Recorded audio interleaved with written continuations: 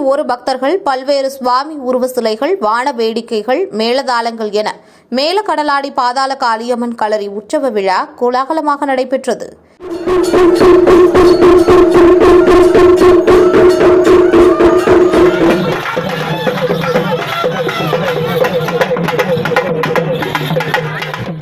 ராமநாதபுரம் மாவட்டம் மேலக்கடலாடி பாதாள காளியம்மன் வருடாந்திர களரி உற்சவ திருவிழா கடந்த மாதம் 30ஆம் தேதி காப்புக்கட்டு கொடியேற்றத்துடன் துவங்கியது.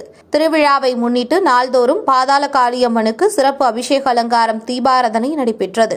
திருவிழாவின் முக்கிய நிகழ்ச்சியாக மேலக்கடலாடி, கடலாடி சுற்றுவட்டார பல்வேறு கிராமங்களில் இருந்து ஆண்கள், பெண்கள், சிறுவர்கள் உள்ளிட்ட 1001 பக்தர்கள் பல்வேறு சாமிகளின் உருவங்களை வடிவமைத்து வண்ணம் தீட்டி, மாலை அணிவித்து, நடனமாடி, மேளதாளங்கள் முழங்க, வான வேடிக்கைகளுடன் நகர்வலம் சென்றனர்.